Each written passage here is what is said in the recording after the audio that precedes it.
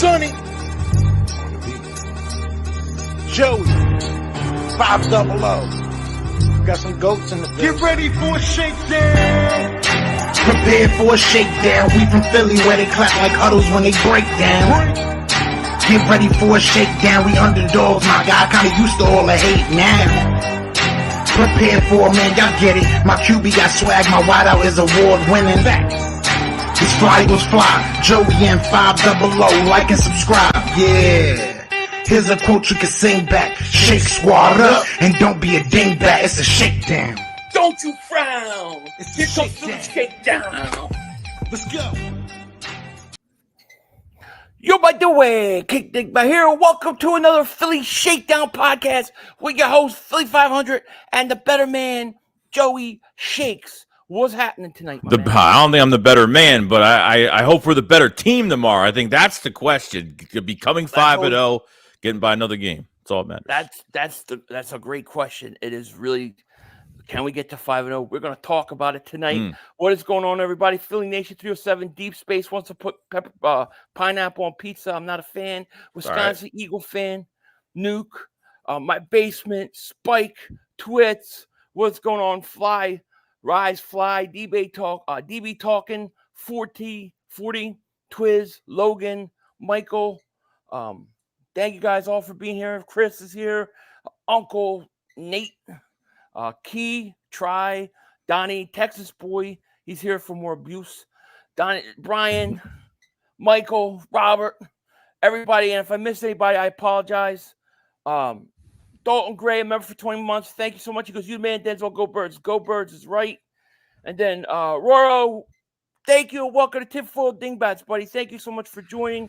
Appreciate you so much. Thank you. And also congratulations to the Philadelphia Phillies, who just won 3-0 game one versus the Braves. They are going to win the World Series this year. It is going to happen. And tonight was a good game from what I watched. I was out with my wife at a restaurant, so I was watching from there. It was fun. But, yeah, Phillies, we'll see what happens. I like that they took game one. Congrats, Phils and my Rangers. Yes. Let's see here. John says, let's go, Phils. How's it going? What's going on, my man? I don't know what this means, but I'll ask him if I could click on it and find it. Joey, do you swipe left or right? I think it's what it said. I don't even know what the hell that means. What does that mean? I don't know. I don't know either. I know it's something to do with like online, but I don't know what it means. Yeah. Eagles coach said, Decide needs to go learn how Jim Johnson used to coach this defense. Yeah, well, and just to get into this game, man, I look at this game, and I do think it's the Eagles' toughest matchup of the year, but I don't think it's something that the Eagles can't win. I really think that this is like we got to start holding Desai accountable because, I mean, you're going into your fifth game.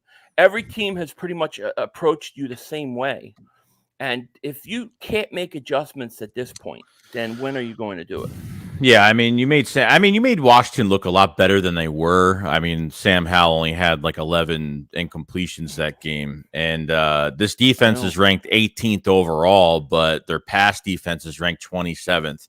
That's not good. They're giving way too much yards underneath. It's a fixable problem that the Eagles feel like, well, if they're winning this way, then why don't they just keep doing it? But here's the thing, like, why'd you pay Bradbury? Why are you paying guys in your secondary if you're not going to use them for the one thing they're good at, which is covering? And it's like you can move your corners back, blitz your linebackers, middle of the field wide open, and it's a huge problem right now. So it's like paying a quarterback and him not throwing the football all game, every game. It's like the same thing. And it's nothing that's not fixable, but it's alarming. I think I think better teams are going to figure it out. And you haven't even faced the best teams yet. The second half of the season, you still got the Bills, you still got KC, you still got a lot of good teams. I think what I'm going to look forward to, not even just this game, but even next game, the game after against the Jets, how good are they going to make Zach Wilson? Is he going to throw for 325, 330 with 3 touchdowns? Like it's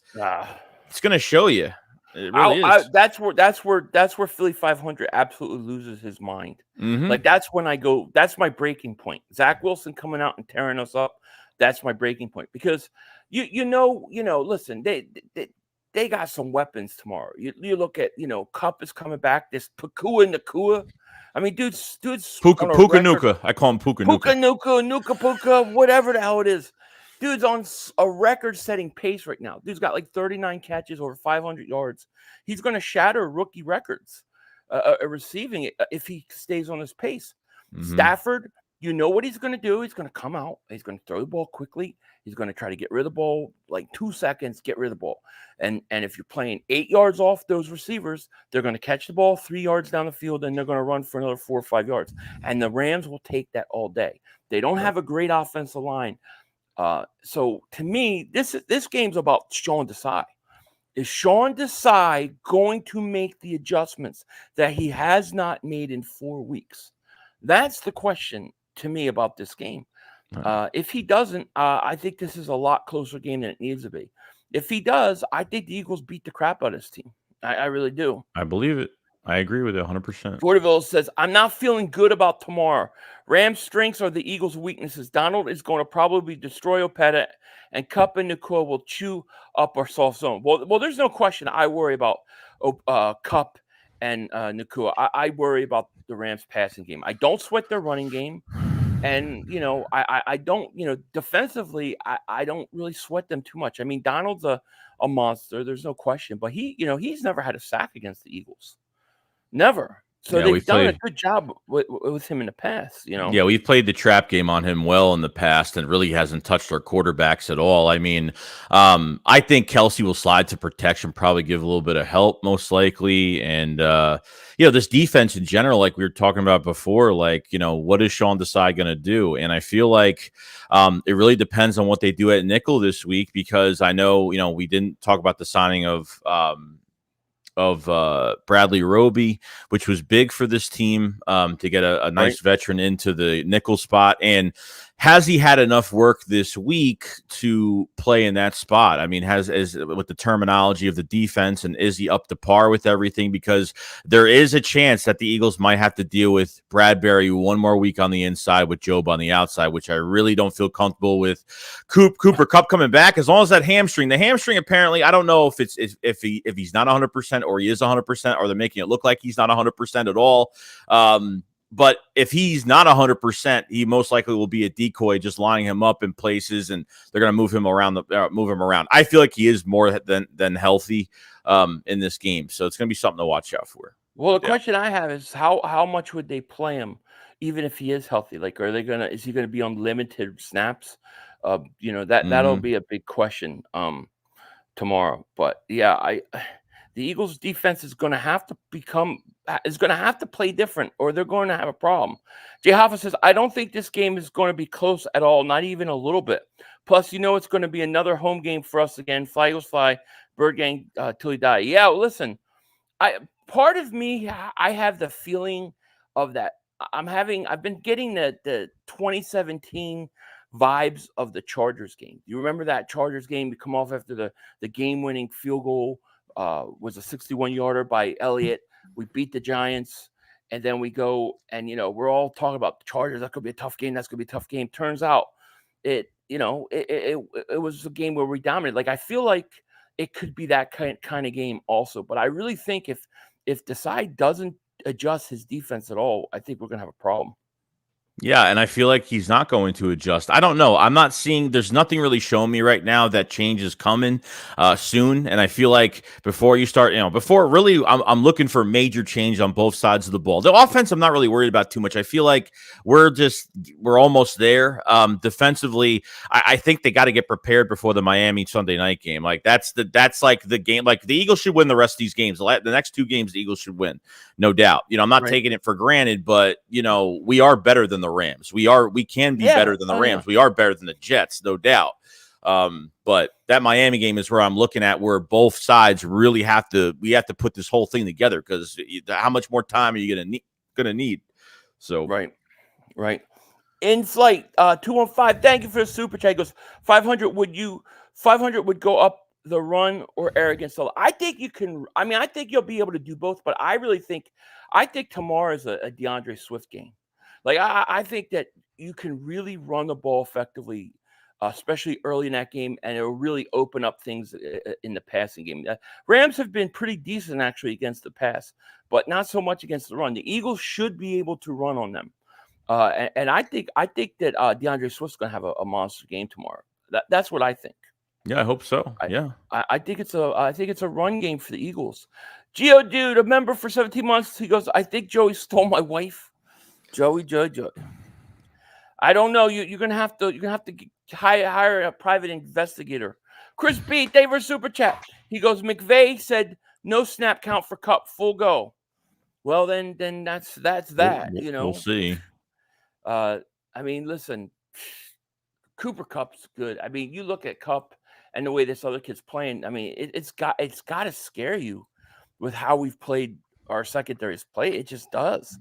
You know it's going to be like a lot of slants, a lot of quick passes, and they're just going to keep taking what the Eagles give them until the Eagles adjust, until you bring up your corners and you start pressing a little bit, playing a little man at times. They're going to do it, especially when it's 3rd and 3. Why do you have why is your corner 8 yards back? I just never understand that line of thinking. I get it. Shizzo Flex, thank you for super chat. Goes, relax. The defense is fine. It's hard to play consistent when it's different people every week. Everybody wants to come to press until they get burnt. Well, listen, the thing about it is you've got to adjust at some point. You can't allow these teams to keep doing the same thing every week and not adjust. I'm not saying you have to press every down, but there are times where you've got to risk the big play. You've got to take a chance, and they don't do it. And to me, it makes this game a lot harder than it has to be. If you can make Stafford have to hold the ball with that line, Stafford gets hit a lot. He's already got a bad hip. So I think this could potentially be a huge breakout game for Jalen Carter. Like, I think Jalen Carter could have a monster game this game, or Jordan Davis. Like, I think it's set up for them, but they're going to have to give those guys on the line help. They got to help them out and let that quarterback, let Stafford hold the ball just a little longer. So what is your plan for, since Tupelutu is out, Marlon's out with the triceps, Fletcher Cox is out just for this game with the back shot, whatever. So, I mean, my plan going to this game for the defensive line. So, and I feel like Jalen Carter's not getting a lot of reps. He hasn't really got a lot. He's been very productive. 20 pressures already this year. I mean, just fantastic. I think they just need to give him more reps. I feel like he needs to, not play, I'm not saying he's going to play every snap the whole entire game, but at least with both lines, he should start at both lines for a couple rotations and then, sub some guys in and let him play a lot more than he has since Marlon and Fletch is out. So I don't know what your plan is with that. I think Jalen Carter. I think Jalen Carter needs to play a lot tomorrow. And you still got guys like Street, and I think Williams. I mean, you got still guys that can rotate in. So I'm not even worried about that. And if you really want to get creative, on passing downs, if you have to give Carter, you want to get Carter off the field if he needs rest. I mean, you could always put Brandon Graham inside for passing downs. Oh, yeah, 3rd and long, because he has been very effective. From that inside on passing downs before anyways. So, I think they've got the horses to basically do what they need to do to adjust to that, and I think that this is the kind of defense. I think this line is the kind of line that is perfect for the Eagles to basically do, kind of have a big game, but you gotta get help in the secondary, man. You've got to get them to hold the ball a little longer. In my opinion, I don't see why Roby wouldn't be playing. Like, I could see that he's not ready, but really, how much does he in a few days of practice? Do they seriously have to sit him? Does he not know the calls? Does he not know the terminology of the defense yet? I just feel like he's ready, and are the Eagles really going to rest him this week? I think they're going to play him. I think he's going to. I hope so. I hope. Yeah. Diedrich Busby, thank you for super chat, my man. He didn't say anything, but thank you so much, my man. Appreciate it. Drew says we need to just run all over them and control time of possession, but that should be the plan every week until somebody stops it. I mean, listen, I think the Eagles offensively, they got the weapons. I really feel like last week versus Washington, I really thought the offense is starting to come along.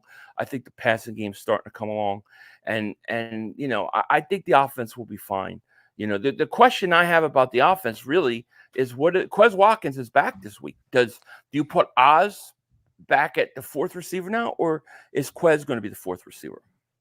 Oz should be starting. Oz should be starting. I don't care. You're not a guy coming off injury on a really important game right now. Quez has got to fight for his spot. I'm sorry, but it's already enough. We haven't got wide receiver threes barely involved a few times this year. Barely the tight ends involved. Like there's just so much more we have to do and get this ball around a little bit more because the tight ends. I mean, that's probably my number one problem with this offense right now is Dallas Goedert just has to be involved. It's just you don't even have Jack Stahl involved or Calcutta. Like none of them. I mean, it's rare right now. Yeah. So yeah, tight ends really it's been quiet. I'm not really concerned about that yet. My biggest problem with this offense is I don't like the way they use the running backs. Like, for example, I don't like that Swift comes out for 3-4 series, right? Like he came out for like 3 series in that game versus Washington. He came out mid-second quarter and he didn't get another carry until the second drive of the third quarter. That's a long time for him to be just sitting there on the sideline because you got the rest of the second quarter, then you have off halftime, then you come out and then you have to wait one whole possession and then get the ball back. Like if you don't want to use him 20 times a game, I understand it, but why can't you work him in between those 3-4 drives? You know, that 3rd and 11, they hand off to Gainwell. Why didn't you, first of all, you shouldn't hand it off. But if you're going to hand it off, why would you hand it off to Gainwell, not Swift there? Why didn't Swift come in the game on that down? I don't like the way they try to use run. There is no more, we are beyond running back by committee. That train's left the building. It is now DeAndre Swift is your number one back. You've got to treat him like one, in my opinion. That's my biggest issue. If you want to give Swift rest, because I honestly, dude, like I don't care what anybody says. I think if you had Swift as your number one runner and he was going to be like, you know, I think he could handle 20 plus a game. I think he could really handle it, but I understand we're not doing that, and I wouldn't do that anyway. But on specific downs where it's 3rd and long, or if that's what you want to do, like I feel like they have to put him in for the important moments if they want to rest him for a couple series. But wow, we really need Swift on this play on this 3rd and long. We really need him in there, and they just use the wrong back. It's just, how do they not see that Swift can be more important for those big downs that they're not using it for? I don't get it. Rashad Penny's not playing. He's a wasted roster spot at this point. Wasted. Like someone else could be moved up right now. And he might be better than Gainwell. But we don't know. He doesn't get a chance to play. True. You know? Fab Folder 93 member for 17 months. Thank you so much. He was shout to Israel. I got word me and others are going. What do you mean? You're going to Israel? What are you talking about? I know it's going crazy over there. I was watching the news. But what do you mean you're going? You got to fill me in, man. But shout out to him, yes. Shizzo, a favorite super chat. He goes, this is why it would have been smart for them to go young in the secondary. That's how greatness defenses are born. Consistency. Both cornerbacks won't be here in 2 years. Yeah, I get what you're saying, and I don't mind them keeping those guys. But you should if you're going to play zone. Yeah, what's the point of having them? Diedrich Busby, thank you for super chat, goes, I think they should put Ringo at safety and Rick at slot. I'm definitely okay with Ringo eventually playing safety. I think that's where he's going to fit. But, you know, that's for another day. I mean, what I'm saying, you know, is I don't mind that they work Gainwell in, and I don't mind that they want to save, Swift. What I don't like is that there's 3-4 series in a row where he's just not in. Like, you know, take him out, couple downs, put him back in for 1 down, take him out. Like, why can't we rotate these guys in and out? Why are we going 3-4 series that are turning into 45 minutes to an hour before he sees the field again? I think that's absolutely ridiculous. Yeah, and even when Boston Scott's active last week, they barely used him either. So it's like I feel like they're using Boston Scott when it's like I feel like they're preparing certain running backs for specific plays, and I don't know. I feel like every week the game plan is different for specific running backs. I don't know. I don't know what the deal is, but they should know that who your number one guy is. Or if you rest Swift for a series, that's fine. But like for the most important downs, he really needs to be in there because the explosiveness, just his vision in general, and upon physicality, he could take bodies for a few more yards. Like he just has that. He could run around a whole defense and get a first down. I mean, we saw it last week. I mean, dude, he was open on a pass play. Hurts overthrew him. That was a touchdown. Well, to me, the offense, when he's on the field, the offense looks completely different to me. I really believe that the defenses are very aware of where Swift is and where he is on the field. And when Gainwell's out there, it's like the defense gets a break. It's like one less thing that we have to worry about. So we'll see. We'll see. Robert says, make a trade for Brian Burns. At least he'd be a great threat. What do you think about going after Brian Burns at the trade deadline? Really depends what it's going to cost. I mean, he's got one. I don't know what his deal is. He's got one more year left. I haven't looked at it, so I don't know. I mean, to get another guy like that, why not? I think he's last year's contract. I think he's on the trade block. Him, Chase Young. There's a lot of guys on the block. We saw Chase Claypool got traded to Miami. I think the Eagles are going to do something. I just don't know what. Yeah, I mean, your linebackers seem shored up, so I mean, give it another, see what happens. See how better the linebackers get. Nicholas Morrow had Pro Bowl numbers last week, so and Zach Cunningham's playing well. And you're out Sidney Brown this week for the hamstring for the second week in a row now. So at least we're getting Justin Evans back because Terrell Edmonds should not play at all. I think he's horrible. I just hasn't really played up to par. So yeah. Wesley Rock says, why do I get timed out? You shouldn't be getting timed out. I don't know why you would be getting timed out. It's not me to time you out. But what I need you to do is tell me who timed you out, and then I will go back later and take a look and figure out what's going on. But you should not be timed out. You're a pain in the ass. There's no question about it. But those aren't timeable, outable offenses. It is perfectly legal to be a pain in the ass on this channel. Dude, did you hear about Bad Dog went off on me? No.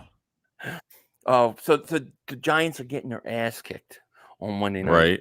And I'm streaming the game and I'm laughing. And I'm playing my old intro of Bad Dog. And I don't know what people must have said something to him, and he went off on me. He's like, Philly 500 can suck my. He's never seen his own pee-pee. He needs to lose weight. Tell him to lose weight.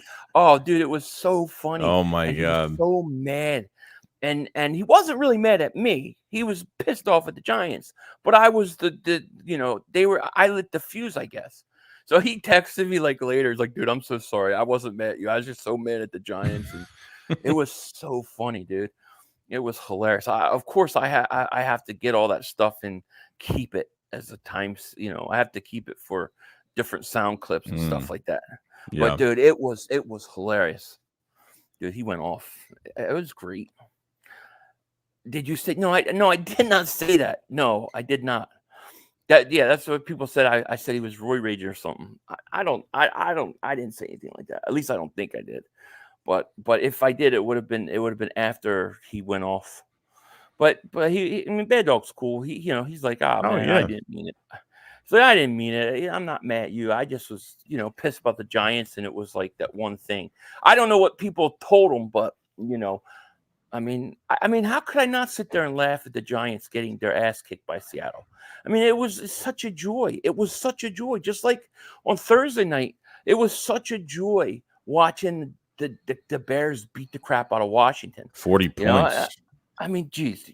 And you want, how did they go to overtime? But dude, but this is what I'm saying. Well, no, I think there's a lot to do with that. Like, we didn't play good on a short week. Short weeks suck, dude. Like, teams that have to, they didn't have to travel, which was a good thing for them. But I think when you come off an emotional overtime win or loss, I think that definitely affects you going into, especially on top of a short week. I don't think that really helped. And I think that they took the Bears lightly. I really do. And I don't think I don't think Washington ran the ball enough in the first half. I think they were slinging it way too much. They had four rookies in the secondary for the Bears. I mean, they were leaving DJ Moore. I mean, 8 receptions for 200.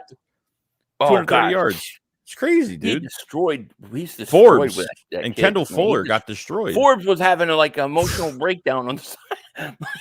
Like, dude, yeah, he went off. But but the thing that was interesting was they didn't play 10 yards off the Washington's receivers either. That defensive interior of the Bears was driving Washington nuts all day. And to me, if the Eagles would play that, it would be the same thing, True. Shout out to Bad Dog though. I just thought it was so fun. It was just funny. It was classic. Night Rider David Super Chat goes, dog, I think this game will be our breakout game, bro. Also, we should go after Chin. I also think Rhino 98 is about to smoke Stafford. I think I'm getting seriously, I have vibes of that 2017 game versus the Chargers where LeGarrette Blount went off, remember? Mm-hmm. That I have a feeling it's going to be similar to that tomorrow. I do, because I have a feeling they're going to run the ball really well. So I really do. Where is this dude? I gotta time this friggin' moron again. Every time I try to give John Doe a break, he comes in here and does something moronic, and just hide him again. I'll unhide him in a month. He's go to jail for a month.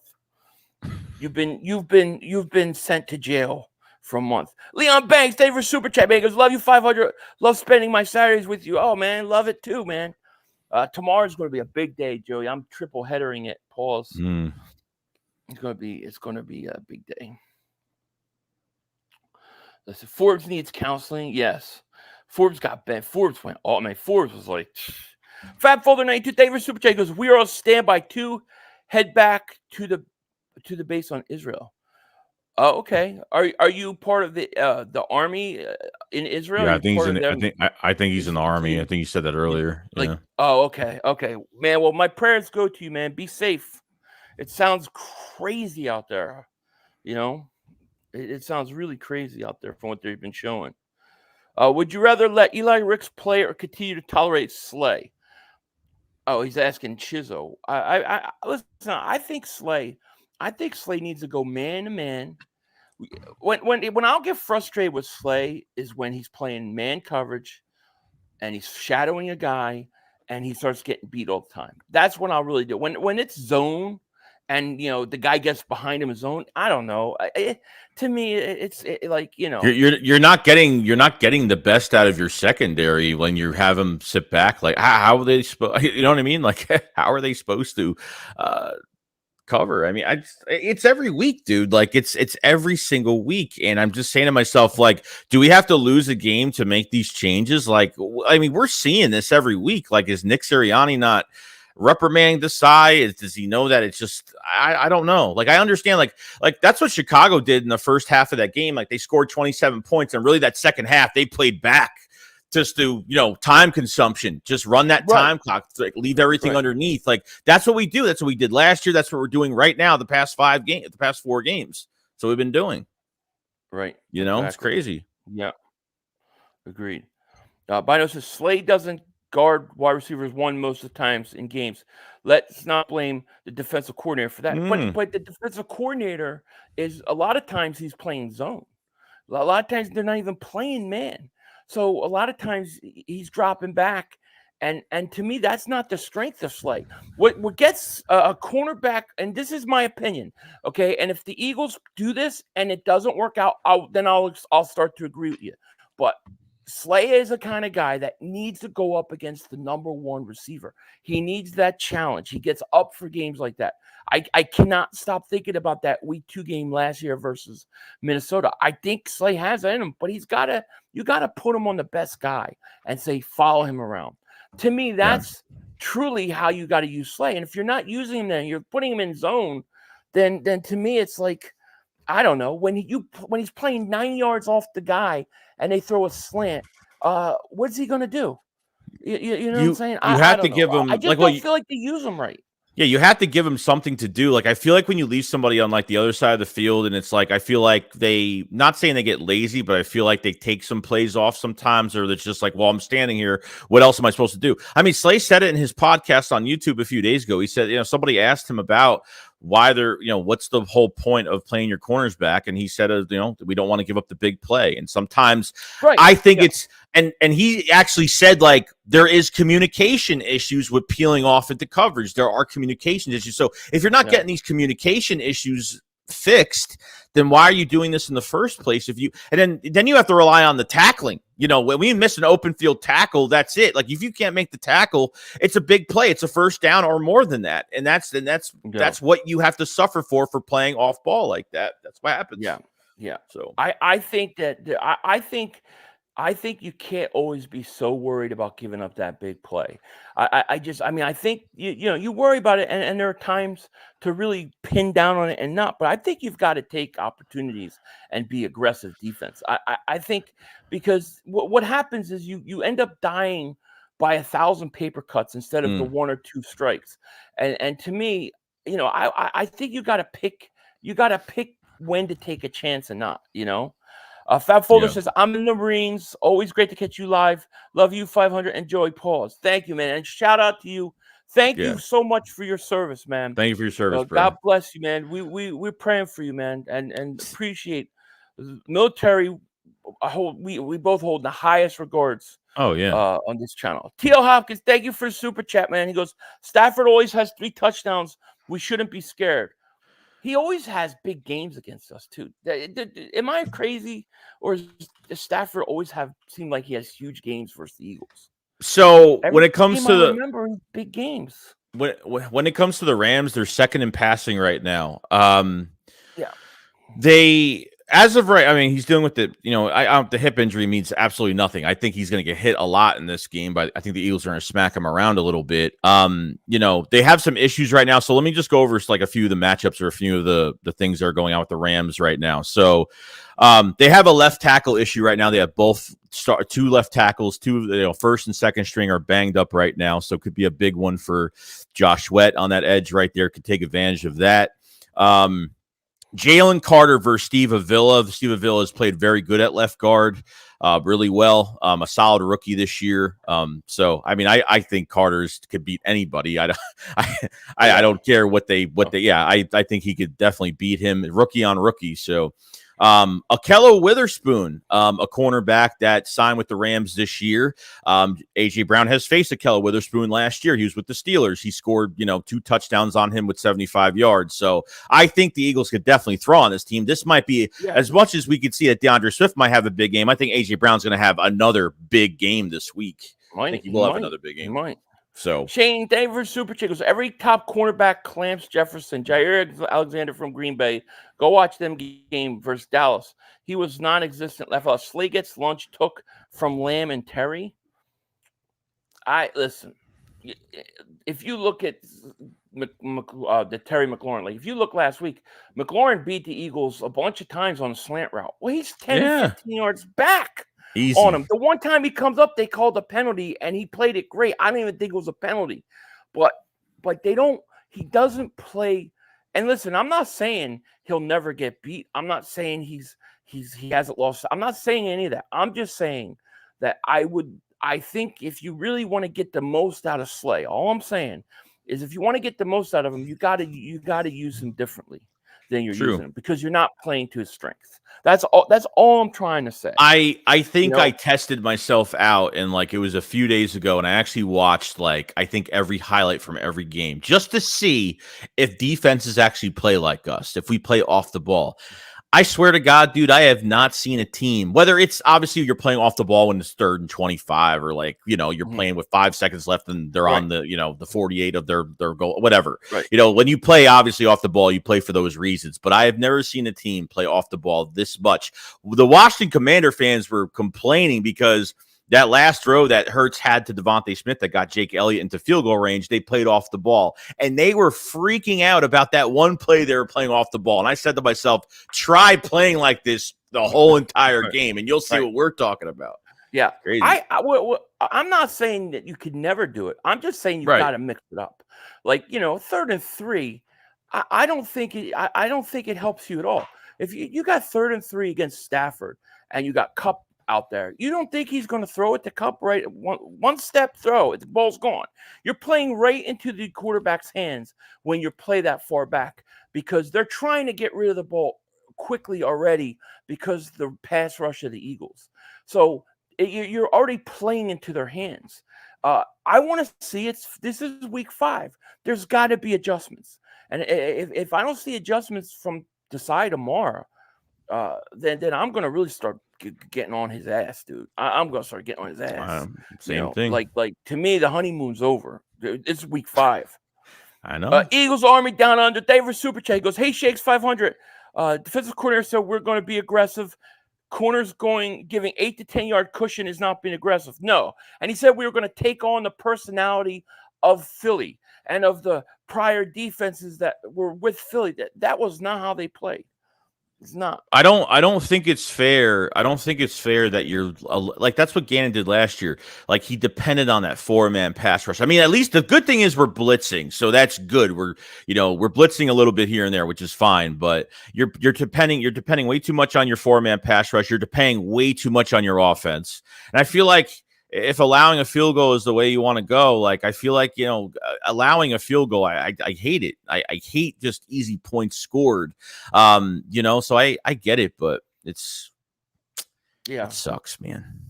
No, listen, we'll see what he does. I think if he comes out and he's a little more man, plays a little more aggressive, a little more press at the line, I think it would throw Stafford off. I think especially early in this game, and I think you would get to him early, you would hit him early, and you probably rattle him off a little bit, and I think that would benefit the Eagles. And then even if you adjust back to it because they're going to adjust and start trying to go deep, I'm okay with it. But like, just do something different. You know what I'm saying? Come out with a different plan. And we'll see. Bino says, still would like to see a $50 million cornerback guard the opposing wide receiver number 1 at Clay Wilson. Or am I asking? No, I agree. That's what I'm saying. Like, why do you need, and somebody said it earlier, just draft young corners. Like, you're just going to play zone. What do you need to pay a $50 million to a corner? You do that because you want him to shut down the number 1 wide receiver. Put him on there and let's see what happens. If he gets beat, then he gets beat. We can say that. Shane, David Super Chat goes, it's chess, not checkers. You play a fool to catch a fool. Why would you open up the playbook this early when we got week 7, week 14, all the top offenses relaxed 4-0? Yeah, I hear people say that all the time, like, oh, no, this is the plan. The plan week 1 isn't to use DeAndre Swift at all. Like, that's not, I don't believe that they're that, I don't believe that they're that big into planning as much as you think. We're talking about it's week, 4 games have been played. Every offense has done the same thing. And you mean to tell me while these games were on the line, the Eagles were holding back because it was only week 2 or week 3? They didn't want to win the game that much? I don't believe that. I don't believe it. I don't believe they're as smart as you think they are. No, they're definitely not hiding it. They're not hiding anything. They're really trying to figure it out. They're really trying to figure it out. Yeah. John Wick David Super Chat. He goes, Desai appears to be Gannon 2.0. Yeah, it's the same philosophy, I think he does blitz a little more, which I like, but I don't like that he doesn't help out the blitz.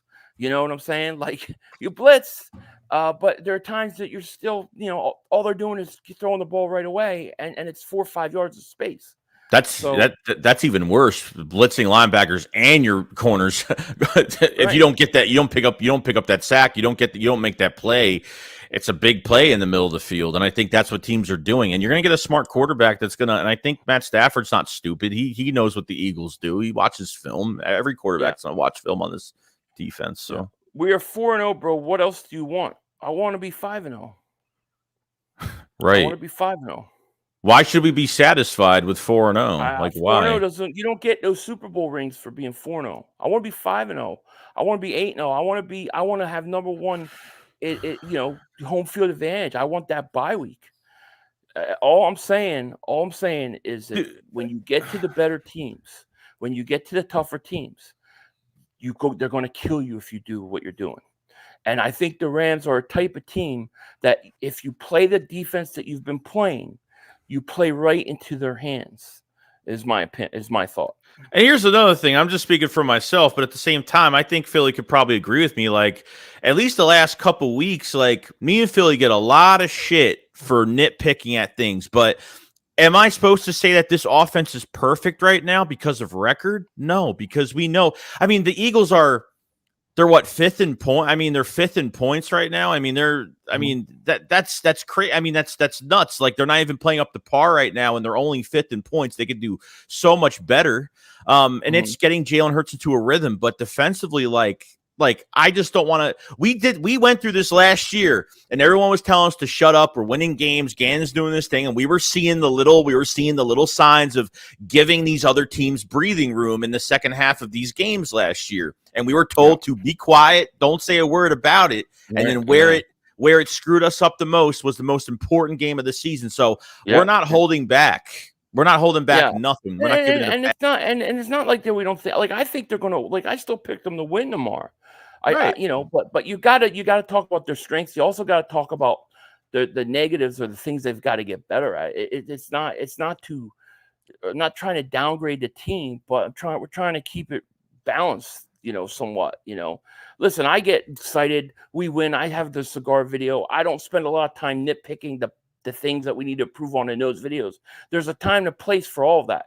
But right now, going into this game, I really think this is the toughest matchup they've had all year. I think this is the toughest game. And I want to see them play up to their ability, like I know that they can. Bino says, I would be on board with Patrick Surtain. Yeah, I would too. If they really want to trade him, I'm all about that. I mean, he's awesome.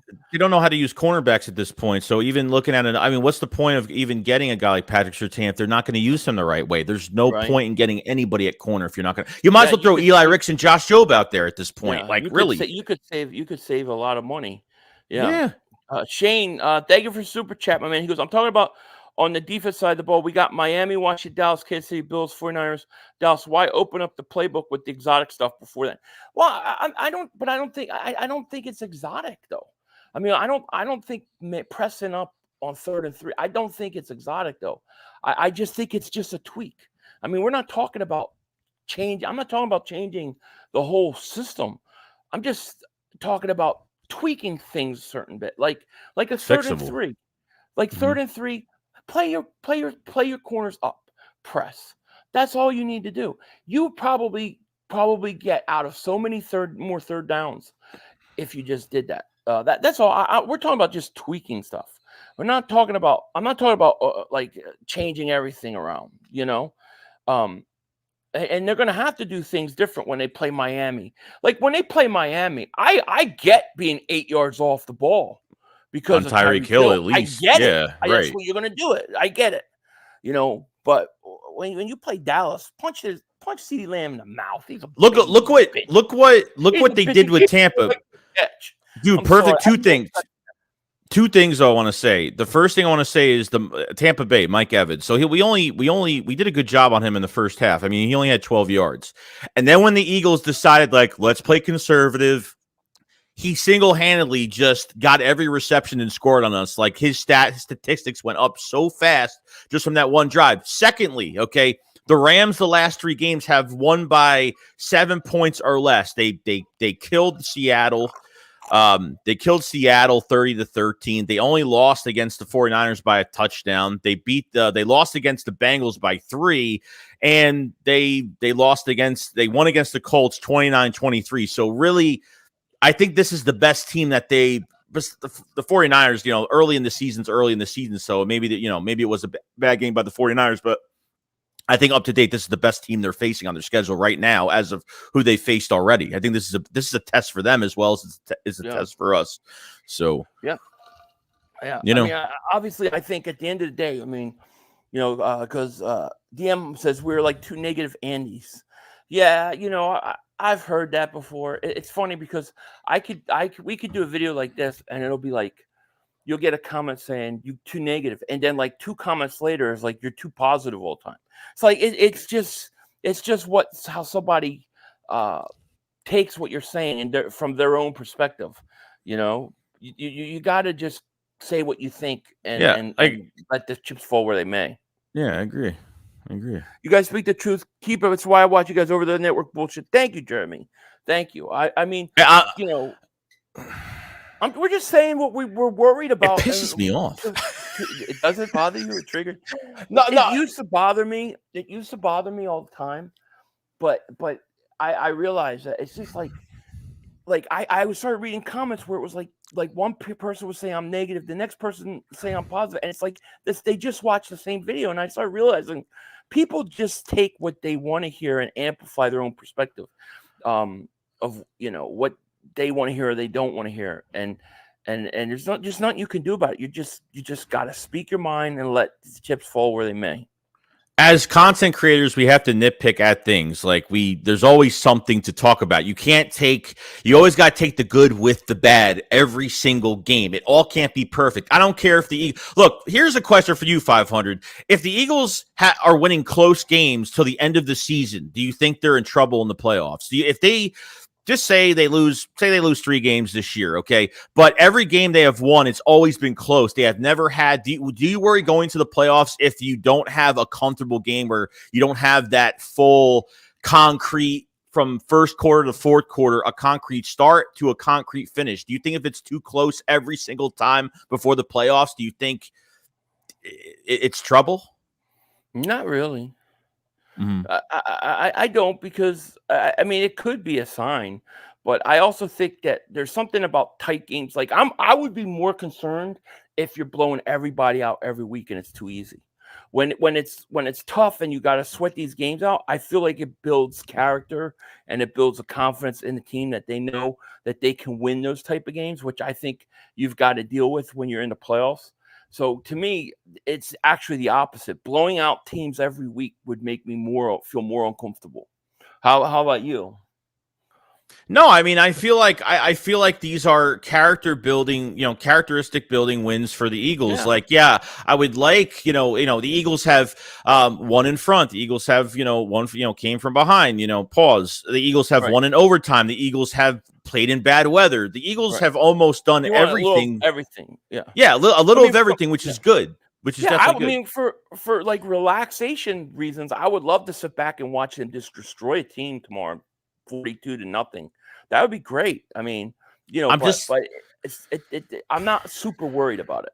I'm not going to pump my chest like every week and go over the line. Like I got to take it game by game by game. I cannot stretch myself over the line and say this team is going to do this team is going to do that, or this team is going to be bad, which I don't think this team is bad. I think there is fixable things. You went into an offseason with 2 new coordinators. I didn't think we would have this much of a problem with Brian Johnson since he was around Steichen the whole years. I didn't think this would happen, but I think, and I talk about this every week on the Philly Shakedown. Every week I talk about the offseason because I think that was a huge part of it. Is everyone doesn't think so. The Eagles barely played. The guys haven't had time to gel together with a new coordinator, and I think that totally affected us, especially the first game, short week, game on Sunday, game on Thursday. It's crazy, dude.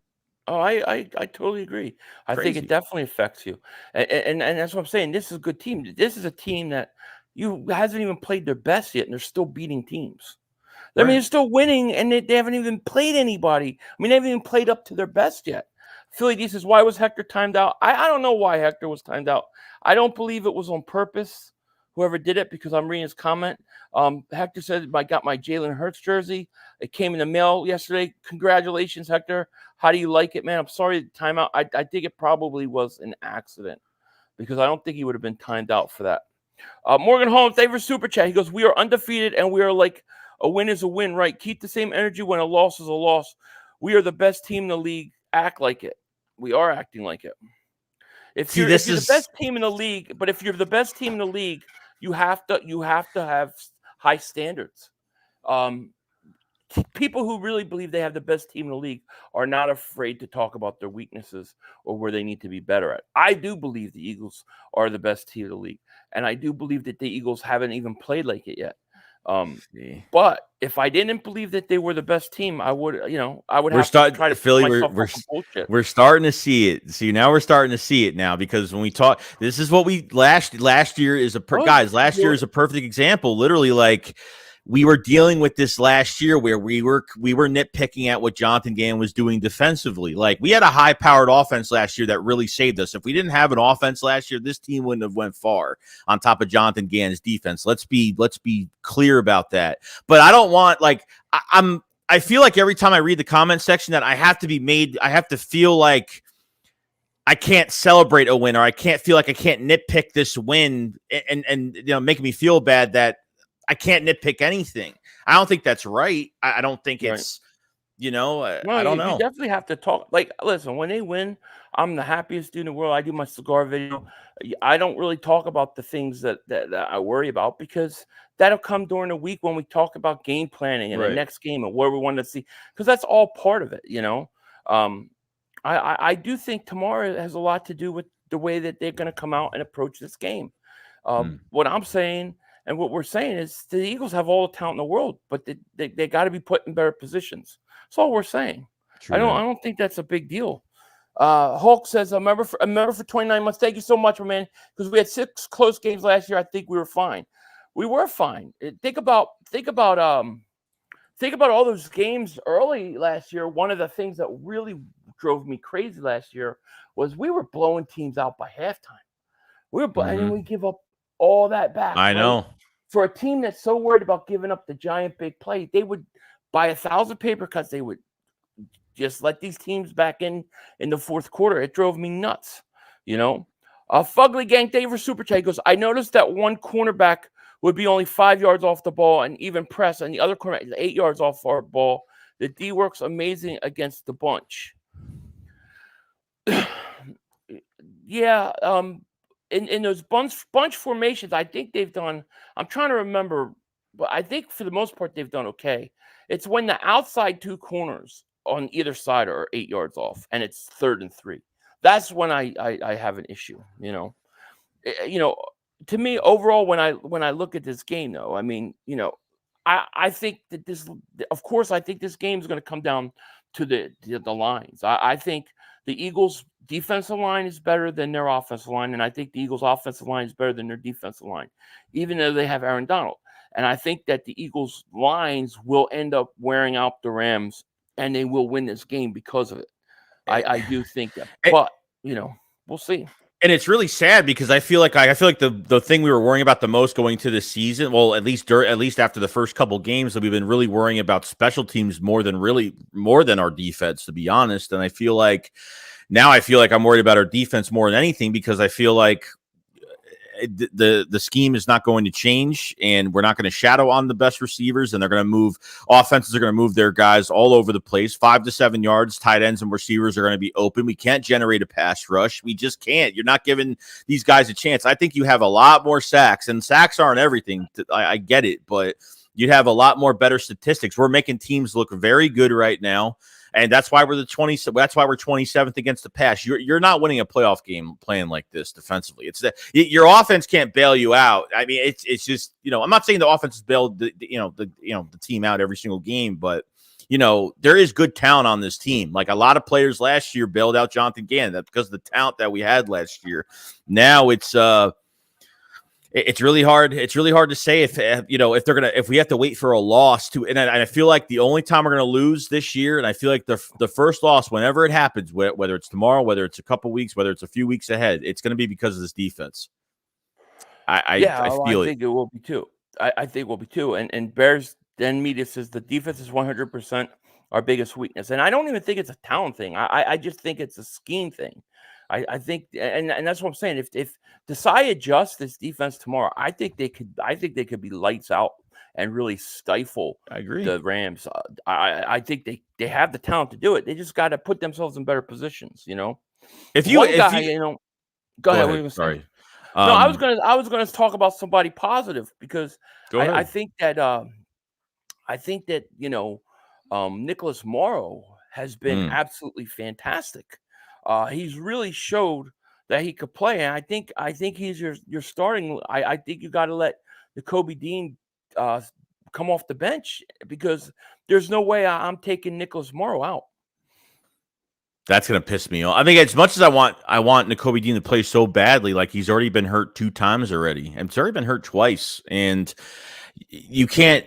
you're going to ruin the mojo of this linebacker group, which, trust me, like, we put no money into this position. And if we have something with this linebacker group, we got to take advantage of it, and we just have to let it go the way it is the rest of the year. So I'm actually a little surprised that Morrow is, but I didn't think Morrow, because really, didn't have a bad offseason, but didn't expect him to really, this is one game. We're talking, a couple games we're talking about here. So, I mean, a Pro Bowl numbered game against Washington was great. So hopefully they keep it up. So.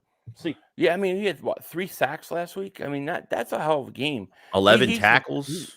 He's looked good, and even Zach Cunningham looked good. And surprisingly, I'm not too concerned about the linebackers right now. I'm just more concerned about the scheme more than anything else. I'm just concerned about how they're playing the corners. Rico says Reddick needs a good game more. I think Reddick is on the verge of like a 2-3 sack game. Like I felt like in that Washington game, like, man, there were times I thought he was about to get a sack. He got one, but he could have had at least 2 other ones in that game. To me, I think Reddick is going to be fine. I do. Yeah, I have no issue. Yeah.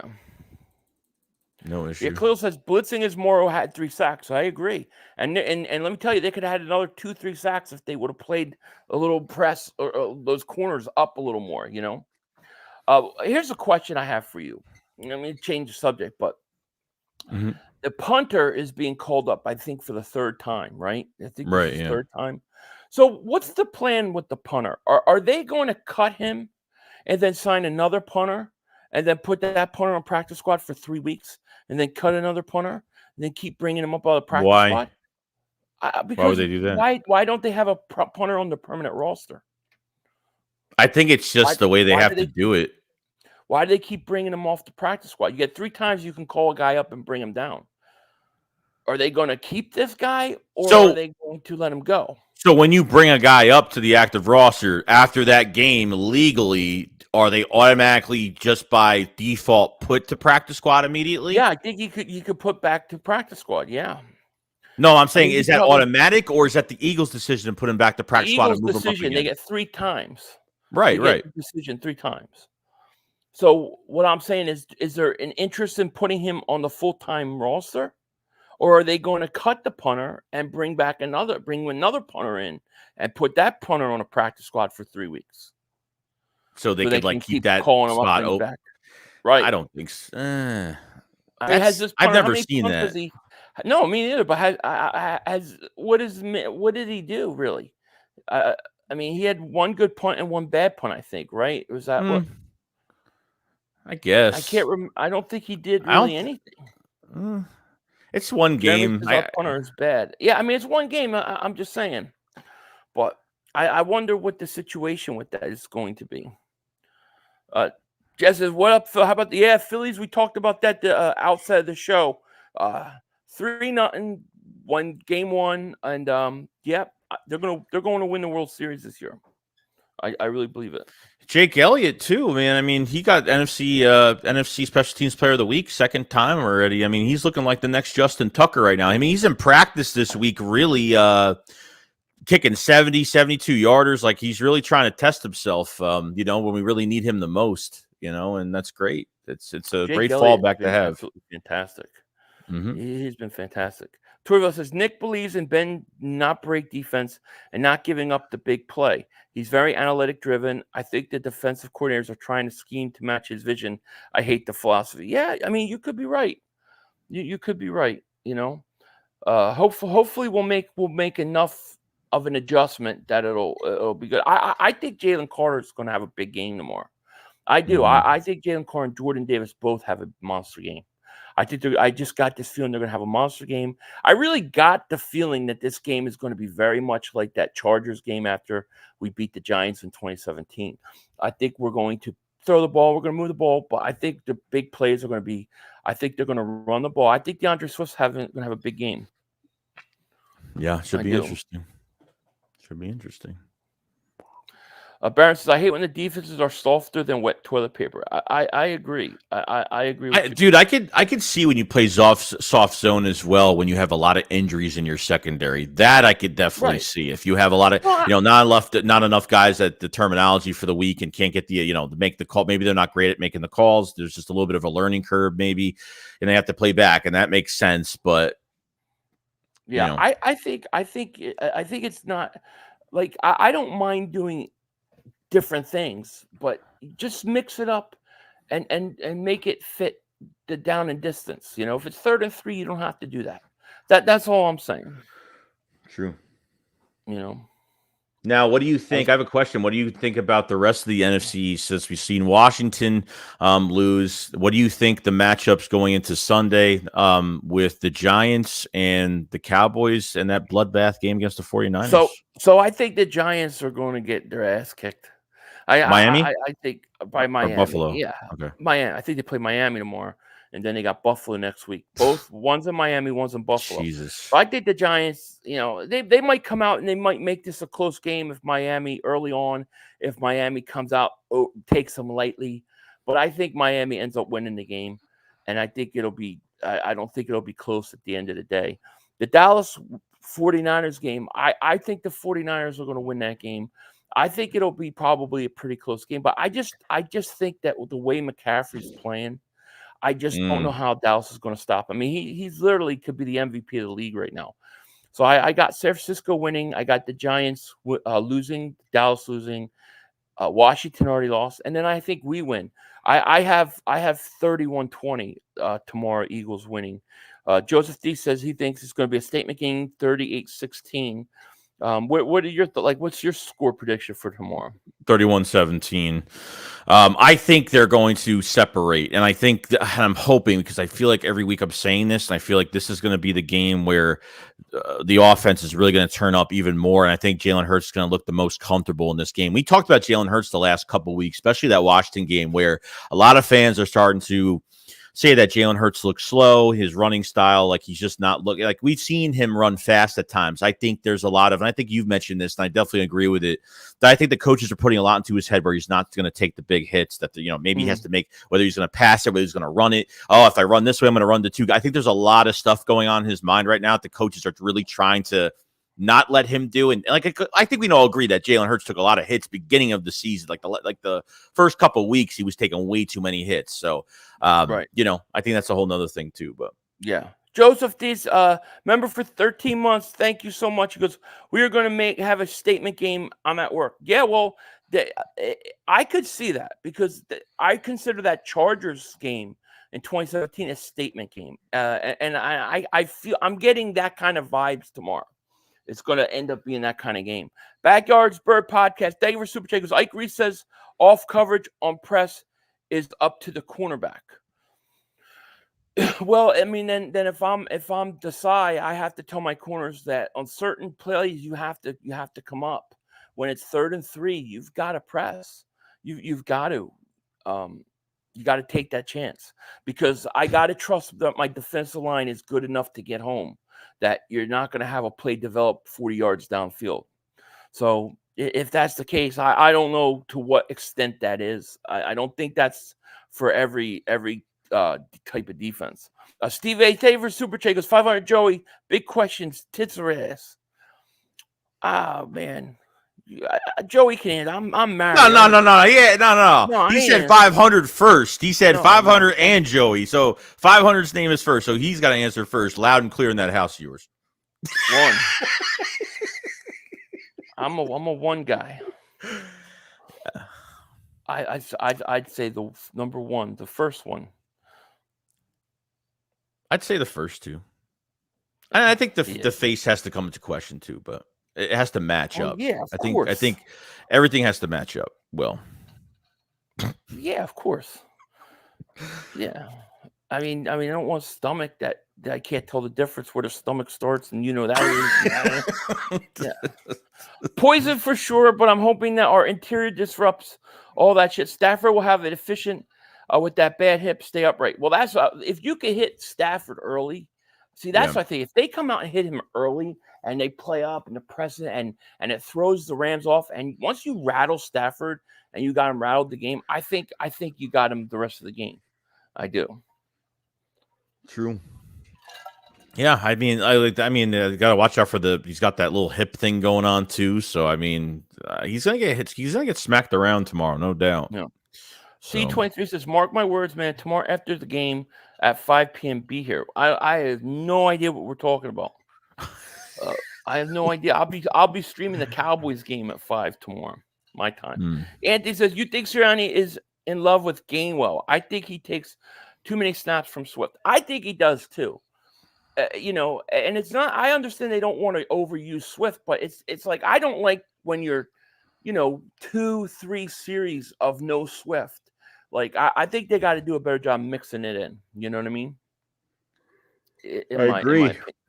I agree. Using way too much. Yeah. More important downs. Yeah. Let's. I know, John. You might be right about that. Bron says, looking forward to the stream tomorrow. Yeah. Are you? What are your plans for tomorrow? Are you streaming just the Eagles? What are your plans? Yeah, I got some stuff to do in the afternoon tomorrow. So I'll be streaming the Eagles game tomorrow. That's the plan tomorrow. Yeah. I got some more Black Rifle coffee because that stuff makes me all wired. I'll be streaming the Giants game, the Eagles game, the Niners game, post game, cigar smoking. So it's going to be like a long day tomorrow. Long day. Yeah. Is Nick in love with Gainwell, or is Howie in love with Gainwell and makes Nick play him more because he was a draft pick? Great question. I honestly don't know. I honestly don't know. It's a great question. I don't know. The Bears TV says, what's up, Philly? What's going on, man? Steve H says, thank you for Super Chat. So shaking my head, thought Joey would be a team ass. How do you know, though? That's the question. Like I said, I think everything just has to match, dude. Like it just depends on the person, really. It's a personality. Shut the fuck up. Mark Jesus, Philly Joey, you guys have the best content on YouTube. Appreciate you both so much. Trade deadline is almost here. What moves do you expect Howie to make? Thank you, man. We appreciate that. Appreciate it, man. Somebody said something nice.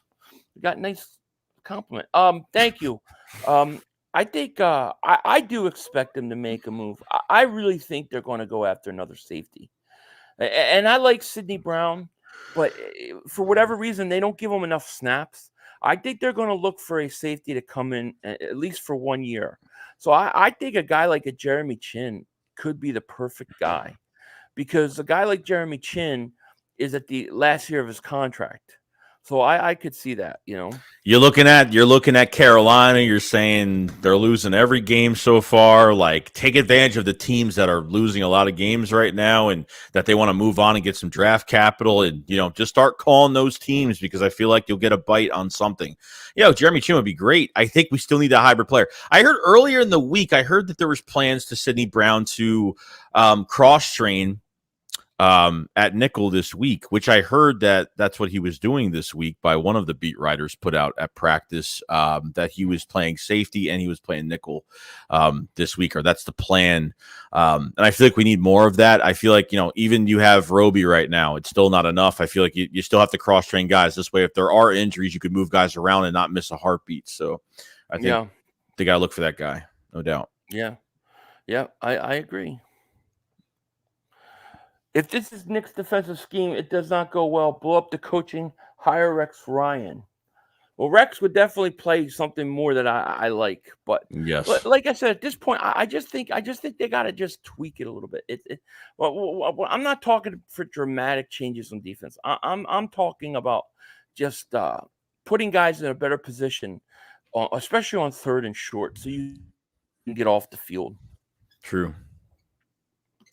Vegas is getting their money. Dolphins lose to the Giants. Wow, that would be a big upset for the Giants. I mean, Giants really need that kind of win to save their season, because God, how?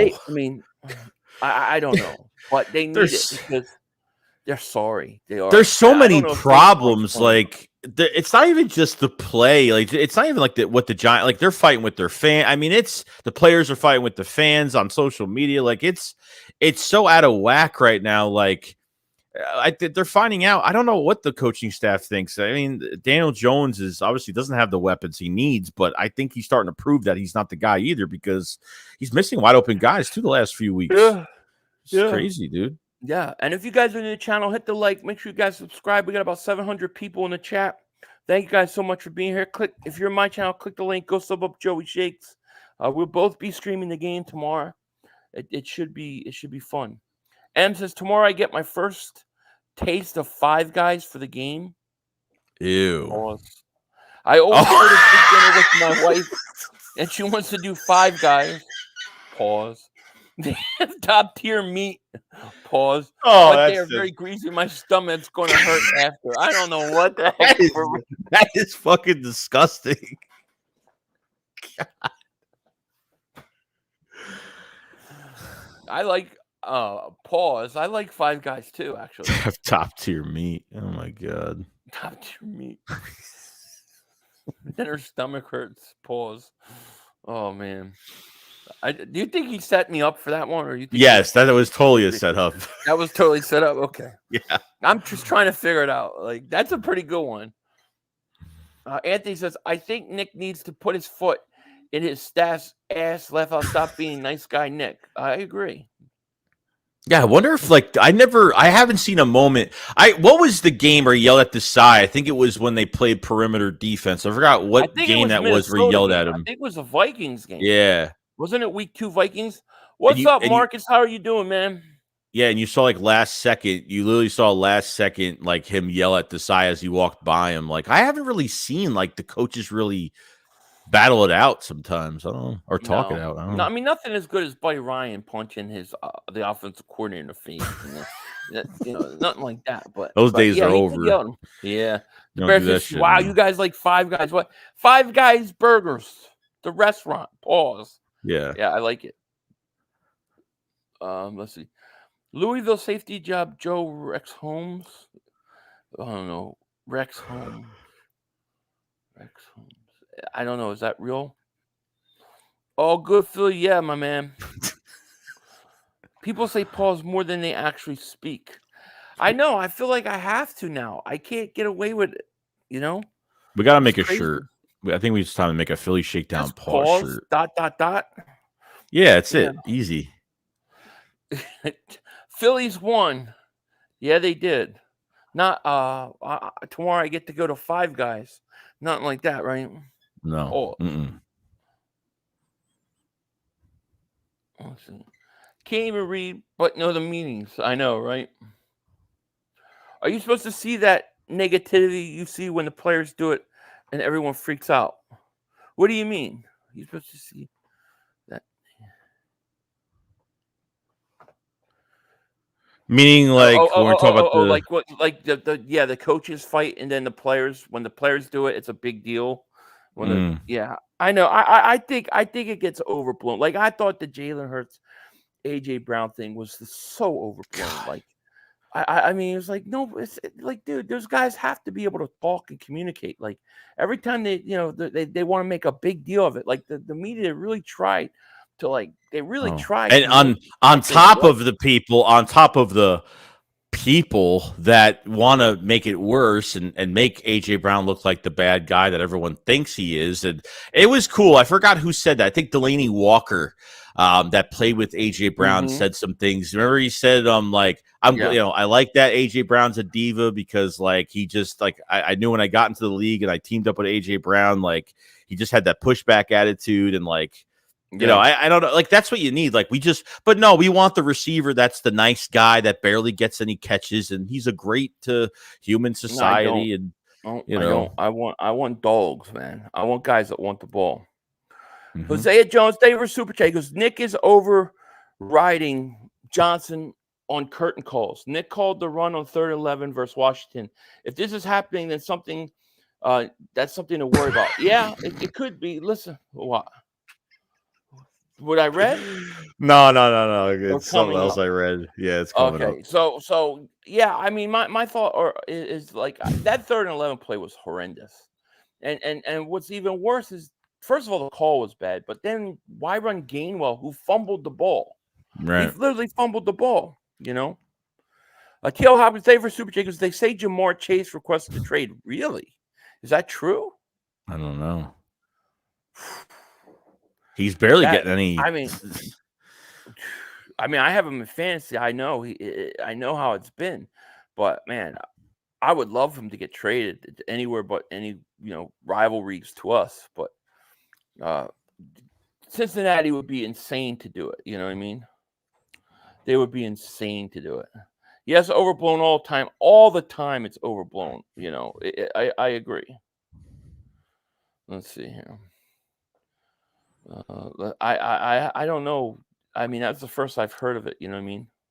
I heard the T. Higgins news that there's like teams have been calling to try to get T. Higgins. That's definitely true. Yeah, but well, I think he's up for a contract extension too. Mm-hmm. You just sign. How are you going to sign him and Chase and Burrow? Now, listen, that's something we're going to have to deal with in a couple of years, because we probably got one more year after this year. What Brown and Devontae, because Devontae's going to get a contract extension at the end of this year, and it most likely won't kick in till the following year. And then you got to figure, are they going to be able to keep both those guys? So we'll see. Depends on. I think the relationship with Jalen Hurts is going to depend on, especially with AJ. If Devontae Smith signs, I think at the end of the day, Devontae Smith should be a Philadelphia Eagle for the rest of his career. AJ Brown wasn't a homegrown talent here. He's a great talent. Yeah. I think the only thing that's really connecting him to this team is obviously Jalen Hurts being his best friend. So I think that decision might help. I mean, who knows? But if his numbers are going away the way they are right now, it's going to be tough for him to take less money staying in Philadelphia. That's all I got to say. No, it's crazy. Yeah. No, I think they gotta. I think you gotta pony up and pay them both. You just have to. You gotta just do it. If your cap hits for a quarter, and that's the good thing, the cap hits for the quarterback are nothing, because that last year is his highest cap hit, which is like $30 million, which he will never see that. We will never see that cap number because they're probably going to extend him again by that time. You're not paying running backs right now. Howie strictly focuses on the trenches. So I think they could do it. They could afford to do it. And who knows what happens with Dallas Goedert? What's his contract up? And I got to check that out, because I wonder if Albert or I don't know if they feel like they have somebody else on this roster that could be a pure starter in a few years. So who knows? Yeah. See. Nino Brown says, cut that pause stuff out. Knock it off. All right. I'm trying. It's like I feel like I have to say everything. I'm like talking to my wife. I'm like, hey, yo, baby, pause. And she's like, why would you say pause that? I said, I don't know. I don't even know why. No way we could get rid of AJ. You watching him? No, you can't get rid of him.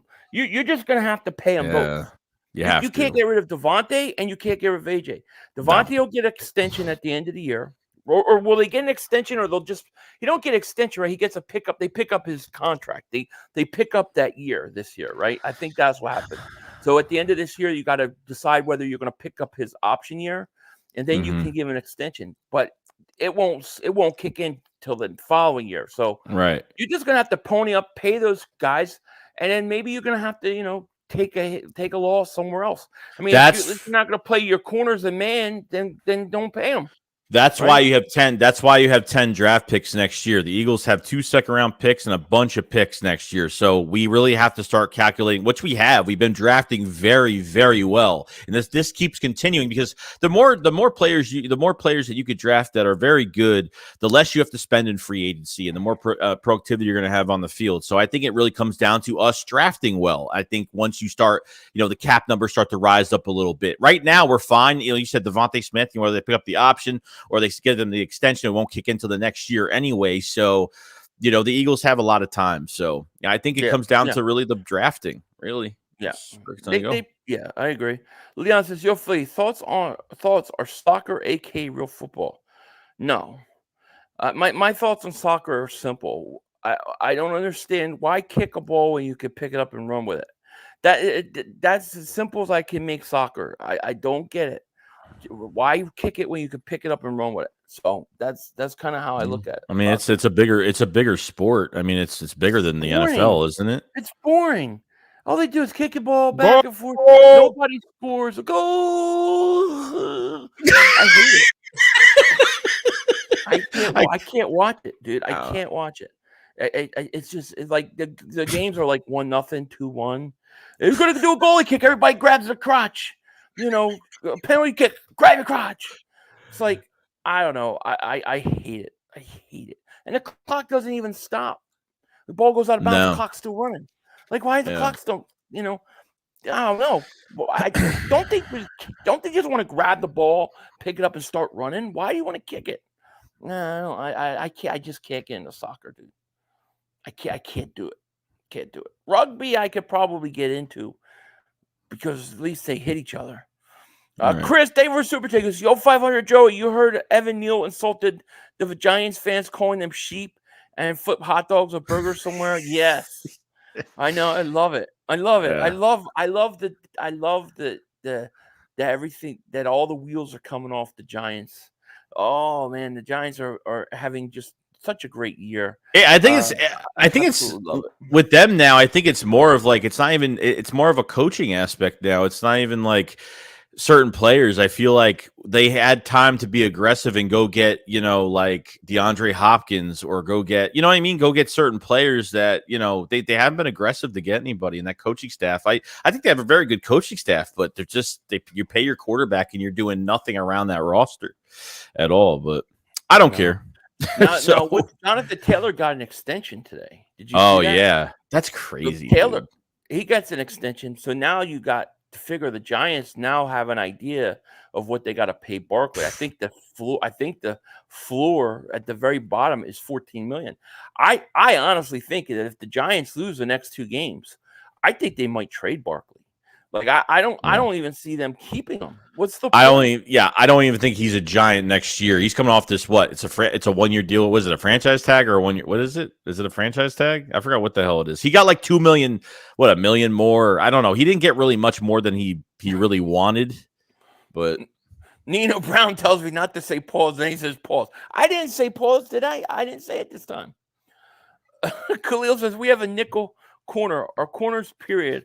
Our youth movement is happening right now in season. It is happening, and I think that I think some of that we have to realize that some of these young guys are going to go out there and they're going to make mistakes. I would rather have Sidney Brown on the field. Now he was hurt last week, but what do I need? Like Edmonds, who can't pick an easy interception.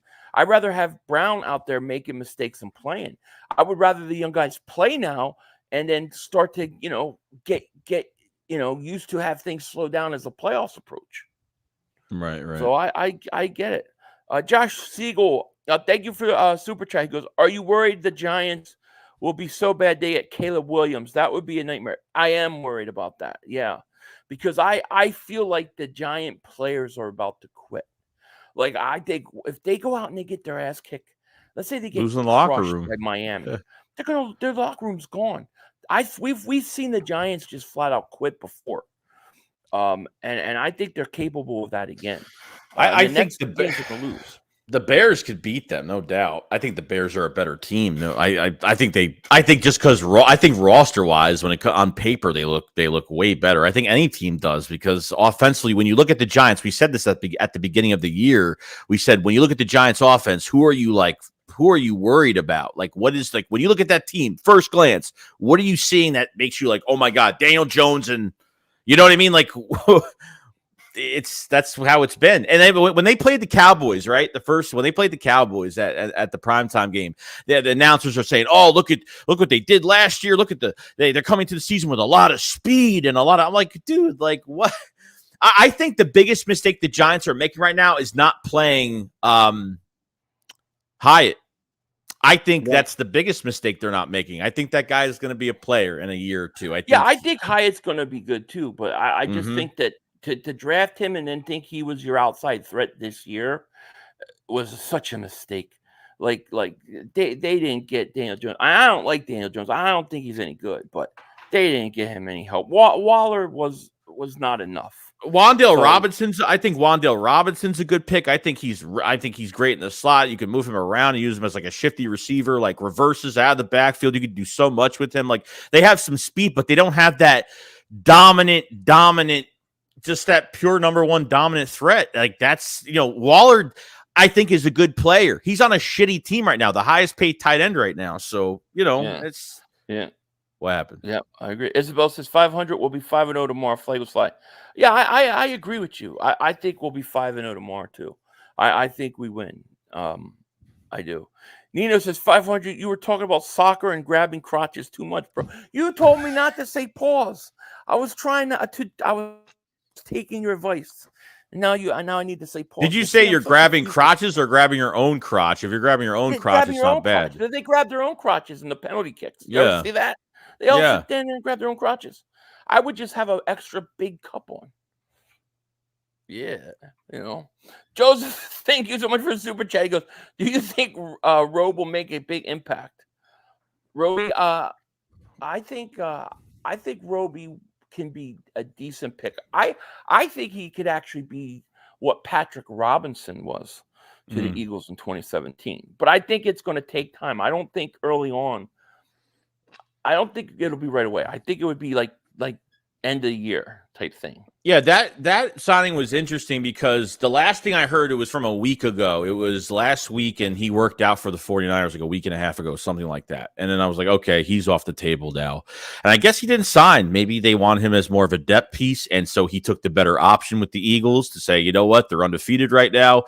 He wants to win a Super Bowl in his career. He's 31, 32. And a lot of people are saying, every time someone gets to this team, it's very hard that the Eagles sign a 31, 32-year-old guy on this team because we have so much youth on this team. There's nothing wrong with bringing in a veteran talent to your defense. With a really good defense around him, he could play really well. So I'm giving it a chance, seeing what happens. So we'll see. I says, what do you guys think about Eli Ricks? I love Eli Ricks. I There's think talent. Play. Yeah. I mean, you saw what he did in that final preseason game with Pittman Jr. I mean, he played him great. I would like to see Eli Ricks get some playing time, but for whatever reason, they don't do that. Sometimes this team, for whatever reason, it just seems like to me that the guys who obviously showed more flashes and seem like they have a little more talent, it doesn't matter. They don't fully trust in him right away. Like I don't believe. I honestly don't believe if Gainwell does not miss the week 2 game versus Minnesota, I don't believe right now at this point we would know what Swift is. We would still be saying we haven't seen anything of Swift. Or I think we lucked into that. Or we're saying that even with Eli Ricks, or we're saying that they don't value preseason games, but at the same time, he made the roster for a reason. I mean, they definitely took that Colts game into account when he was on Alec Pierce and Michael Pittman, pure starters in the league, the pick 6 and a couple deflections on the Ravens as well. Like we haven't had a corner. I mean, they kept 7 cornerbacks on this roster. I think they failed this offseason trying to cross-train a lot of guys. I think they wasted too much time. They kept a lot of cornerbacks figuring, okay, maybe they had to be cross-training cross-training besides Bradbury. Who else has they really been cross-training? I don't think they've cross-trained one other cornerback we've had on the outside. Nobody. Not one. Yeah, Nobody. I don't know. But I do like Ricks. I do. I think he's a player. It's gonna be an interesting game tomorrow because I really think if they make the right adjustments, I think they beat the crap out of this team. If they don't, I think it becomes a closer game than it needs to be. I still think we win in the end, but that's how I feel. Chris 30, David Super Chat goes, Joey, my friend who is a Saints fan, and I told him Roby's a good player. He say to me he is washed up. Yeah, I think that they probably think that, but I think he can still play. I'm hoping. I get it. Like that's when you bring an older player to a team. That's what I feel like. That's kind of like what everybody says about 31, 32-year-old players that go on a roster. He's not going on to a rebuilding team right now. He's playing in a defense that has a lot of pieces, and he's getting an opportunity to start. And who knows? What they might sign him for another year next year. I mean, who knows? Right. You know what I mean? Maybe they won't. Avonte Maddox is in big question next year because Avonte Maddox last year of his contract is last year's is next year in 24. He's got like a $10 million cap hit next year. There's no way the Eagles are extending him. I see them trading him, getting some draft capital for him because I think he's still I think he has a lot of value, but the injury bug is the injury bug, and that's what he's had. He injured twice last year, injured twice this year on a season-ending injury. It's too much. I think it's time to move on, and they need to put someone else there. I'm not saying a 31, 32-year-old nickel corner is going to fix our problems for the future, but at least for a year, they have to do more in the offseason, training camp, preseason, get cross-train, give some guys more opportunities, and I think you're good. I think there's a lot of talent in this cornerback room. They just haven't exploited it yet. So it just needs more time. So Neil Watson says Patrick Robinson was washed too. He takes off his Super Bowl ring to wash his hands all the time. Yeah, I mean they said he was washed up too. I mean we were all flipping out about him in preseason, and he was great. Well, he originally he was playing on the outside, and then after they signed Darby, that was like his last shot. They moved Patrick Robinson to the inside, and he ended up playing very well. He was originally on the outside, and he played horrible. The inside, and that was it. Game over. Yeah, 500. You're in sack. Pause. Why are you not driving to L.A. for John? You need to be there again loud. It's like 9-hour drive. I'm not driving 9 hours. Oh my God! I'm not driving 9 hours. Just got the limo. Ain't doing it. The gas is cheap. Unless gas is like $7 a gallon. Really? God it's like $7 right now. It might be over $7 now. That's like it literally costs me like $165. Like, dude, it's like $7 and you can only put $100 in. Are you driving both cars? Are you driving more than one vehicle like every day all week? Like more time, like a lot? Yeah. I have my wife has the RAV4.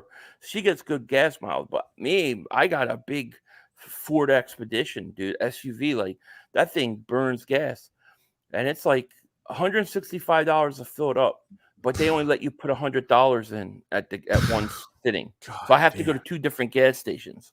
The thing used to be $65 a couple years ago. Now it's $168. I'm not driving out now. Patrick Robinson is so underrated for his contribution in 2017. True that. Yeah, that's a good question, Antonio. I don't think he is. Is Moro Ojomo playing tomorrow? Man, I hope so. I want to see him play. He got hurt in preseason. I don't think he is. But, I mean, we'll see. We'll see if he dressed. That's the thing. Like, now that Fletch is out with the first line, who tags up with Jalen Carter? Like, that's the thing now. It'd be Jordan Davis, Jalen Carter would be my starters. Well, yeah, that's what. But I would say and Street. Yeah, Jalen Carter will have to. I think the plan is somebody is going to have to play more, and I think Jalen Carter needs to play more with both lines and rotate, and obviously in rotation. But I think he has to play more with the 2 lines, and then they can take him out and give him some rest. You want to play him the whole game, but I think he should have more reps in this game, no doubt. So yeah. Leon Edwards says, "Yo, Philly, you should trade for Terrence Marshall Jr. Because Carolina's need for draft picks." Yeah, I mean, it could. This is why I think Jeremy Chin is a possibility. The Carolina Panthers do not have a first-round pick next year. Oh. So you could trade Jeremy Chin for a second, let's say, or a third. Like they could get some picks back. Do you realize the Bears have their first-round pick? So the Bears could potentially have the first and second overall pick. In whose second pick do they have? Whose second first rounder? They have 2 firsts? Yeah, they have Chicago has theirs and Carolina's. Oh shit! A week ago, they technically had the first and second pick in the draft. Both. So they can literally they're lucky because they could press the reset button again and really start and fire people. They could start all over again. Like, and usually teams are in a good. I mean, they're in a bad position right now. But with those draft picks, they could easily fire coaches and reset the whole roster and trade Justin Fields. I mean, that would be the smart thing they should do. Get more draft capital. Yeah, no doubt. Antonio says if we trade Carolina, it has to be Barnes or Chin. Well, that's why I think it's possible because Carolina needs draft picks. They need draft picks. So a few more weeks of them losing, they may look to do it. Sure. It's gonna be interesting. Well, we're an hour and a half in. I can't believe it. We're an hour and a half in. Is there anything else, man, you want to say before we get out of here? Yeah, I mean, tomorrow's gonna be a big day, and I want to see this defense play a lot better. I want them to make some adjustments and not play off the ball so much offensively. I'm not really worried about the offense too much. I'm more worried about maybe the running backs and how they're, how many times they're going to be using Swift in the game, how many plays is he going to take off. So we'll see what happens. But, I think this is a good matchup. I think this is the best team the Rams are facing. I think this is, we're going to see in question what the nickel spot's going to come to when it comes to, Bradley Roby, if he's going to actually start this game, since apparently somebody said he's activated for this game. And I don't want to be close. I really want to separate. I want to, be a little comfortable and look dominant for one game at least, or try to, but we'll see. Should be a good game, though. So. I hope so. Marquis says, Joey, in my opinion, the signing this offseason has to be Agent Zero. I really want to keep him too. I don't know how they're going to do it, but I would love to keep DeAndre Swift. I think he's a star. I think he's a star, and I think he's going to continue to have a monster. Give him the ball more, and he will want to stay here. You're not going to be gifted an offensive line you're not going to be gifted an offensive line like this. That's a running back. What he's running with right now is a running back's dream. That's what it is. So yeah, I agree. But I think the Eagles win tomorrow. I think at the end of the day, the strength of the Eagles, the offensive and defensive line, it will wear the Rams down. And I think that they'll win. But I would like to see some adjustments on defense. I'd like to see them play and adjust to what teams have done to them so far, especially in the secondary. You know what I mean? True. Bonzology, we were talking about that earlier. We were saying the same thing. Secondary has got to play better than they did against commies, and they have gone. We're now 5 weeks in, and we've watched quarterbacks pretty much all have the same game plan. It's time to make the adjustments, and I think they have the talent on defense to make the adjustments and then be fine. And so we'll see tomorrow. It's going to be interesting. If the Eagles can get to 5-0, if they're 5-0, and if everything happens like we think it's going to happen, where Dallas loses, the Giants lose, and you're talking about being up 2 games on Dallas already. Yeah, that's huge. That's a huge start. It'd be the second time this season where the Eagles win the week too, if that happens. So it already happened once. So these are the best looking weeks. I mean, I don't have the Giants. Go ahead. No, I was gonna say because the Eagles they got Rams, and then they got the Jets. Right, Jets are next. They never lost to the Jets. That Jets game is pissing me off because I'm looking at the stats, I'm just like Zach Wilson is gonna I'm telling you, Zach Wilson I think that's your comfortable game right there, bro. I think that's your comfortable game right there. I think the Eagles blow the Jets out. The Eagles have never ever lost to the Jets in history, franchise history. Chris, thank you for super chat. Goes buying as oh God, you're gonna get me. Damn.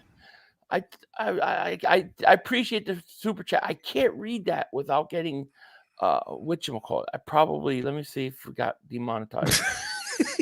In 2 seconds. I tried. I did the thing, Yep. I clicked on it. Did we get it? I got it for some reason. No, I'm not yet. That's so weird. How do I get it? That's what I don't get. It's we're running off of 2. This, I don't get it. I'll probably get it too. We got it last week. As soon as we mention that name, anything close, it goes demonetized. Then we have to go through manual review, and it takes 24 hours. And by that time, nobody watches it, and you lose all that money. So yeah, it's just I don't know. It's the way it is. But I'm sure if you're demonetized, then I'm going to get it too. It means partially. It doesn't mean purely demonetized. It just means partially. like figure like 70-80% Yeah, pretty much. of your revenue. It's Right. gone. Yeah. What are you gonna do? It happens. But yeah, I don't know. Is there anything else maybe you want to say on the way out? Yeah, I mean that's it. I mean that's really it. I mean we're just trying to we're taking it week by week. Just got to get the 5-0. Like the next couple weeks are going to be before this Miami game. That's where that Miami game. I'm really aiming that game on Sunday night. Wearing Kelly Greens and looking like a dominant football team. That's what I'm kind of looking for. So we'll see what happens. Yeah. But I think they win. Yeah, tomorrow. Yeah, I think they win. I think I got 31-20. I think it's close early on. I think the Eagles pull away. I think that the Lions take over and they dominate and they work it out at the end. True. So I think that's what's going to happen. Chris says, "Missed my super chat." Chris 30. No, Chris, I read it. I read too many words. I can't read. Yeah. I appreciate it, Chris. He says the blank is a criminal. Blank approves of emergency blank and blank $1 billion. I as soon as I read it, I get demonetized. I can't read it. Thank you, though. I appreciate it. Mm-hmm. Yeah. So, anyways, guys, we're gonna let you go. Joe, you'll be streaming the game tomorrow. I'll be triple header tomorrow. Pause. I'll be up early for the Giants game, and then Eagles, then the Niners, and yeah, we'll see what happens. I hear my cat crying, man. But yeah, so with that, we'll let you guys go. You guys take care. We will talk to you later. Of course, don't be a dingbat. Joe, you want to say anything on the way out? 5 guys. All day. All day. All day. There you go. Pause. Pause. Peace. Hey, we had one. Yo, you gotta be motherfucking kidding. You gotta be kidding me. We have no time for one more play. Look at this motherfucker What you doing? running from What you doing? to get off the field on 3rd down. What was that bullshit? That is not right. Tell him more. He's got to be better, man. He wasn't. Oh, that's some bullshit. What was that? We had enough time for one more We play. had an opportunity to win that game at the end. But the referee screwed us. Way, but, this is just The brother screwed us. I'm upset, but The brother screwed it us. is, man. At least they fought back and tried. Only Cowboys games. Yeah, you literally. The brother screwed us. The brother screwed us. It's going to end the way We had opportunity for one more play.